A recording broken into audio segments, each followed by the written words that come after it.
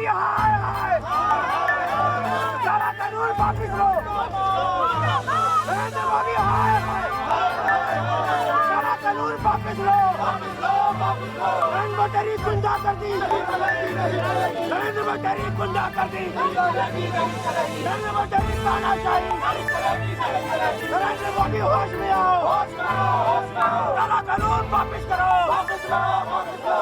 देखिए, आज देश का किसान देश की राजधानी दिल्ली के बॉर्डर पे आज वहां मुस्तैद है, वहां बैठा हुआ है। लाखों किसान अपने देश के उस प्रधानमंत्री, भाजपा के प्रधानमंत्री कहूंगा मैं आज, उनसे मिलना चाहते हैं। इन तीनों काले कानूनों के खिलाफ वो अपनी आवाज लेकर के आए हैं। भाजपा के प्रधानमंत्री के दावे के अनुसार ये तीन काले कानून किसानों के हितकारी होंगे। किसान इसको नकार चुके हैं। वो कह चुके हैं कि आखिर आपसे सवाल पूछा जाता है कि आप बताएं किस संस्था ने आपसे कहा कि इन तीनों कानूनों को आप हम पे दीजिए, हमारे भविष्य के लिए दीजिए।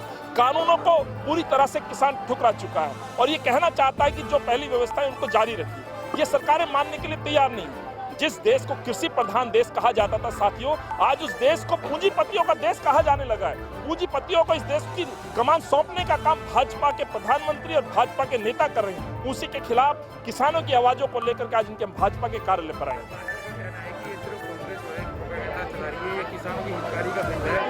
और ये सिर्फ एक कांग्रेस की एक देखिए, किसान तो हर उस आवाज को उठाएगी जो मजदूरों से, किसानों से, गरीबों से जुड़ी हुई।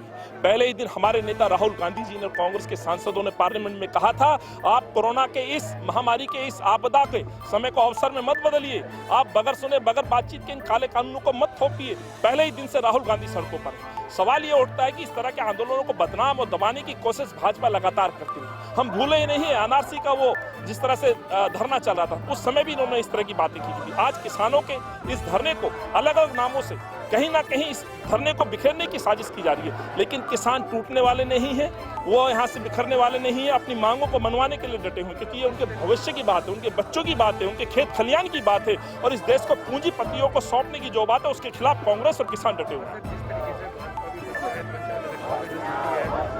किसान उनके साथ है और सिर्फ कांग्रेस इसको लेकर बदला गई। मैं देश के प्रधानमंत्री से पूछना चाहता हूं, देश का किसान आपकी दिल्ली की राजधानी सीमा पर डटा हुआ है।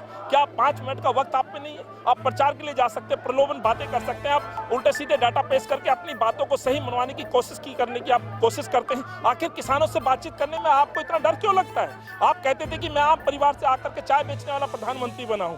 आप सूट बूट वाले प्रधानमंत्री हैं, साहब पूंजीपतियों के प्रधानमंत्री, किसानों के प्रधानमंत्री नहीं है। तो आखिर मिलिए ना किसानों से, उनको बताइए, इसके फायदे बताइए और किसानों की सुनिए।